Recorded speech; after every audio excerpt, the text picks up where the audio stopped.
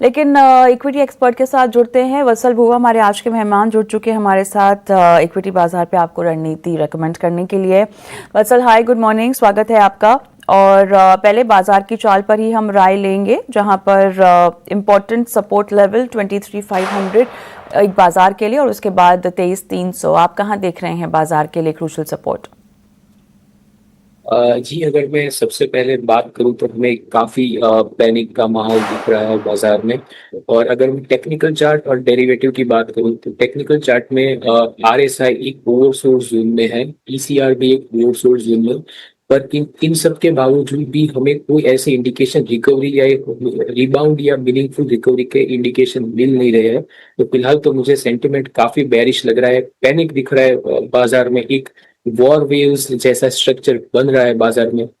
तो मुझे लगता है कि ऑन द टेक्निकल चार्ट 23,600, जहां पे निफ्टी का एक फिबोनाची रिट्रेसमेंट लेवल है, 61% का फिबोनाची रिट्रेसमेंट लेवल है। अगर ये लेवल टूटता है और बाजार उसको रिक्लेम, निफ्टी उसको रिक्लेम नहीं करता है, तो मुझे लगता है कि 22,850 तक भी बाजार जा सकता है। तो फिलहाल तो जब तक 24,000 के नीचे रहेगा बाजार, तब तक तो मुझे सेंटीमेंट काफी वीक लग रहा है, काफी सेलिंग प्रेशर रह सकता है बाजार में। इमीडिएट सपोर्ट की बात करें तो 22 और 23,300, 23,250, यहाँ पे निफ्टी को एक इमीडिएट सपोर्ट या बोल सकते हैं यहाँ से निफ्टी में एक रिबाउंड देखने को मिलता है। ऊपर की ओर अगर बात करें 23,800, ये एक इमीडिएट हर्डल की तरह काम करेगा, और 24,000 एक सेकंड हर्डल और एक क्रूशियल रेजिस्टेंस की तरह काम करेगा बाजार में। ऑलराइट, ट्रेडिंग कॉल्स आपकी आज के लिए? जी, मेरी 3 ट्रेडिंग कॉल्स रहेगी। सबसे पहली जो मेरी ट्रेडिंग कॉल्स रहेगी वो रहेगी बलरामपुर चीनी में। तो देखा गया है कि जब भी क्रूड के प्राइस में एक अच्छी खासी तेजी देखने को मिली है, तब शुगर स्टॉक में और स्पेशली जो स्टॉक एथेनॉल में है और कोर एथेनॉल शुगर में, इसमें काफी हिस्टोरिकली अच्छी तेजी देखने को मिली है।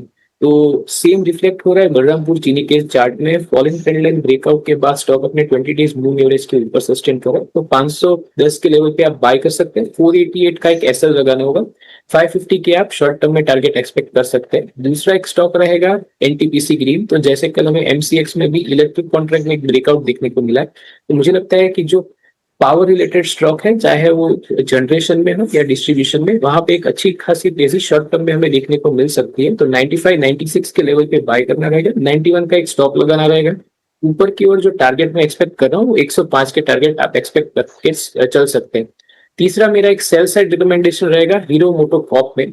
तो चार्ट स्ट्रक्चर में आप लोअर टॉप्स बनते हुए देख सकते हैं। फॉलिंग ट्रेंड लाइन का एक चार्ट स्ट्रक्चर बन रहा है। कल भी स्टॉक ने अपने 20 डेज मूविंग एवरेज पे एक अच्छा खासा सेलिंग प्रेशर देखा है।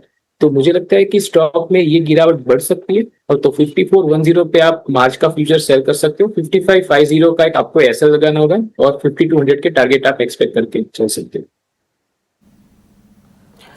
ऑलराइट, ये तीनों रणनीतियां जो आपके स्क्रीन पे फ्लैश हो रही हैं, बिकवाली की सलाह हीरो मोटो में आती हुई, टारगेट यहाँ पर 5,200 का और 5550 का स्टॉप लॉस लगाना होगा। उसके पहले आपको बलरामपुर चीनी में खरीदारी की सलाह, 550 के टारगेट, 488 का स्टॉप लॉस। एनटीपीसी ग्रीन में भी खरीदारी की सलाह, टारगेट 105 का, स्टॉप लॉस 91 का। ऑलराइट वत्सल, हमारे साथ आप बने रहें। एक छोटा सा ब्रेक लेते हैं और उसके बाद स्टॉक स्पेसिफिक एक्शन पर वत्सल की रणनीति जानेंगे।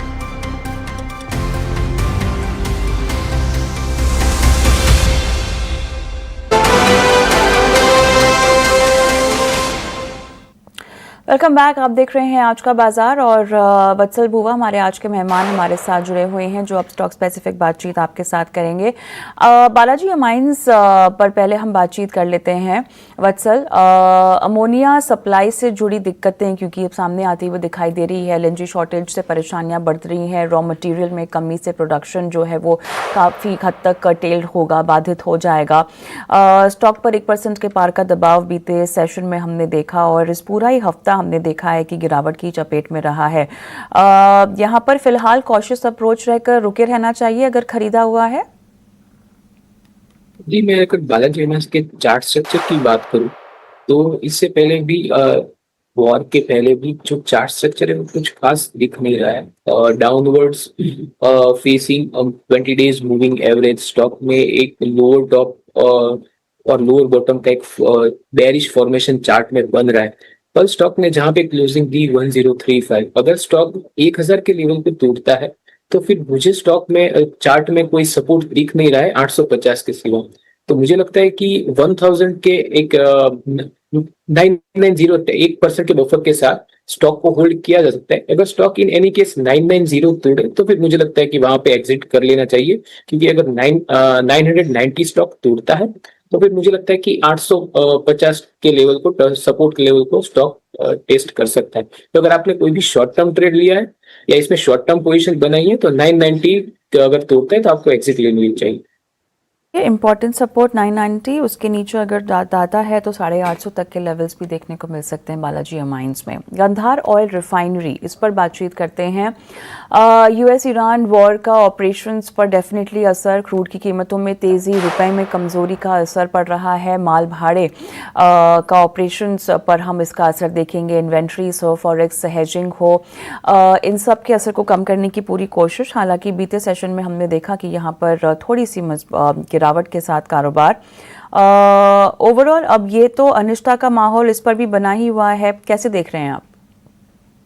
अगर मैं गांधार ऑयल के चार्ट की बात करूं तो फिलहाल कुछ सेशन से तो स्टॉक एक बहुत ही नैरो रेंज में ट्रेड करता हुआ दिख रहा है। हालांकि अपनी 20 डेज मूविंग एवरेज के काफी नीचे ट्रेड कर रहा है। स्टॉक का एक अच्छा सपोर्ट बन रहा है 122 पे। तो मुझे लगता है कि स्टॉक 122 के जो सपोर्ट है उसको टेस्ट कर सकता है। कल भी स्टॉक ने एक थोड़ी वीक क्लोजिंग दी थी, एक फ्लैट क्लोजिंग दी थी। तो 122 का एक सपोर्ट है। अगर 122 स्टॉक अगर तोड़ता है फिर दिक्कत है, फिर स्टॉक वहां से हमें काफी एक गिरावट इंटेंसिफाई होती हुई दिख सकती है। तो वन अगर किसी ने भी शॉर्ट पोजीशन किसी ने भी अगर और शॉर्ट टर्म के लिए पोजीशन बनाई है तो 122 के एक एसएल के साथ पोजीशन को होल्ड किया जा सकता है। इसके स्टॉप लॉस के साथ पोजीशन को होल्ड करने की सलाह गंधार ऑयल में आपको दी जा रही है। मैक्स फाइनेंशियल सर्विसेज हमारा अगला स्टॉक, यहाँ पर क्यूआईपी के जरिए 2000 करोड़ जुटाने को मंजूरी मिल गई है। बिजनेस ग्रोथ और विस्तार को सपोर्ट मिले उसके लिए यहाँ पर ये रकम का इस्तेमाल होगा। क्लियरली यहाँ पे जिस तरह से क्लोजिंग हुई है बीते सेशन में 1.5% के आसपास की कमजोरी पिछले 5 दिनों में भी हमने देखा है, काफ़ी रेंज बाउंड मूवमेंट रही है। लेकिन 1650 के लेवल के बाद हमने देखा है थोड़ा सा ऊपर अपने आप को रखने की कोशिश की जा रही है पिछले 5 ट्रेडिंग सेशन में। कितना कामयाब होगा?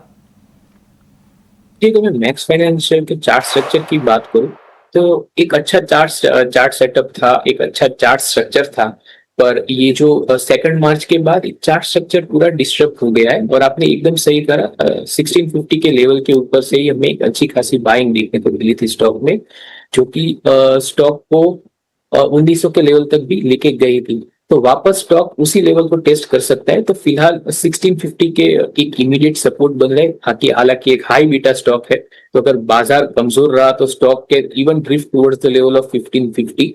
तो 1650 का एक काफी क्रूशियल सपोर्ट रहेगा। अगर स्टॉक में कोई भी रिकवरी आती है तो 1750 का एक रेजिस्टेंस रहेगा स्टॉक में। चलिए, एक रेजिस्टेंस 1750 ऊपर के लेवल का देखने को मिल सकता है। लेकिन हम आगे बढ़ते हैं और अगला मनोरमा इंडस्ट्रीज लेकर आएंगे। इनको भी क्यूआईपी के जरिए फंड जुटाने को लेकर मंजूरी मिली है लगभग 500 करोड़ की। ये भी कंपनी की बेहतरी के लिए इस्तेमाल किया जाएगा। बट ओवरऑल अगर हम स्टॉक देखें 1% की गिरावट के साथ बंद हुआ है।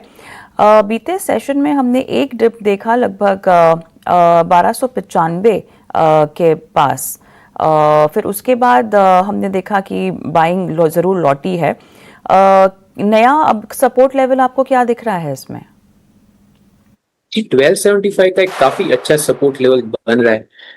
तो 1275 का मुझे काफी अच्छा सपोर्ट लेवल बन रहा है। चार्ट स्ट्रक्चर की बात करें तो हालांकि स्टॉक एक हाई बीटा स्टॉक है, तो मार्केट की गिरावट के साथ ही हमें थोड़ी बहुत तो उसका चार्ट सेटअप वो डिस्टर्ब होता हुआ दिख रहा है। पर 1275 एक अच्छा सपोर्ट है।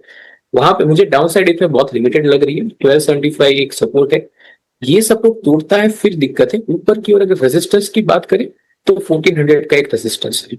और स्टॉक के अगर चार्ट स्ट्रक्चर की बात करें तो एक साइडवेज ट्रेंड दिख रहा है स्टॉक में फिलहाल। तो बायोकॉन अगला स्टॉक इन फोकस है, जहां पर टाइप 2 डायबिटीज को ट्रीट करने के लिए US FDA से एक इंजेक्शन को मंजूरी मिल गई है।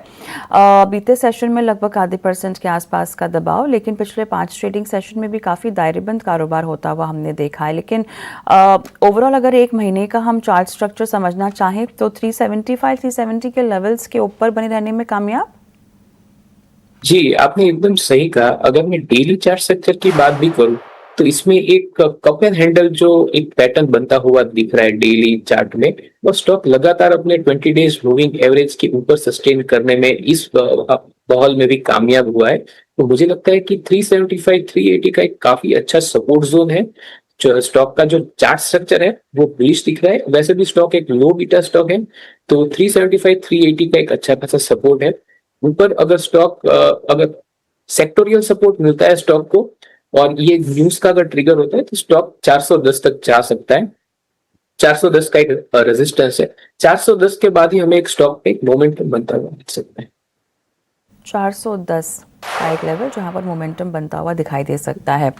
जेके लक्ष्मी सीमेंट हमारा अगला स्टॉक इन फोकस। असम में यहां पर लाइमस्टोन ब्लॉक का लाइसेंस मिल गया है कंपनी को। 405 हेक्टेयर लाइमस्टोन ब्लॉक का लाइसेंस जो है वो मिला है।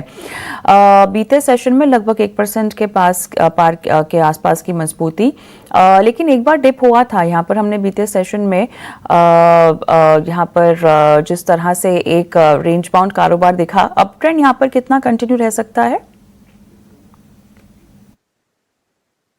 ये आपने जेके लक्ष्मी सीमेंट की बात की। जी हाँ, जी। जेके लक्ष्मी तो सीमेंट की बात। हाँ, तो जेके लक्ष्मी सीमेंट की बात करूं तो स्टॉक में तो एक ब्रेकडाउन के बाद एक फॉलिंग नाइफ स्ट्रक्चर दिख रहा है। कल स्टॉक में थोड़ी बहुत स्टेबिलिटी दिखी। तो अगर इस न्यूज के चलते अगर स्टॉक, और दूसरी एक बात है, स्टॉक काफी ओवरसोल्ड जोन में। स्टॉक का 20 डेज मूविंग एवरेज प्लेस्ड है 685 पे, करंटली स्टॉक ट्रेड कर रहा है 608 पे। तो मुझे लगता है कि एक मीन रिवर्जन के तौर पे, और अगर बाजार का सपोर्ट मिला तो मुझे लगता है कि स्टॉक 650 के लेवल्स तक जा सकता है। फिलहाल स्टॉक का एक सपोर्ट बन रहा है 590 के लेवल्स पे। ऊपर अगर स्टॉक में रिकवरी हमें देखने को मिलती है तो stock can test the level of 652, जो कि एक ब्रेकडाउन लेवल है स्टॉक का। ऑलराइट वत्सल, इसी के साथ बहुत बहुत धन्यवाद आपका। आप जुड़े और रणनीतियां बताई हमारे दर्शकों को आज स्टॉक स्पेसिफिक। और आज के बाजार को भी हम यही समाप्त करेंगे। छोटा सा ब्रेक, उसके बाद लेकर आएंगे पावर ट्रेड। बने रहें।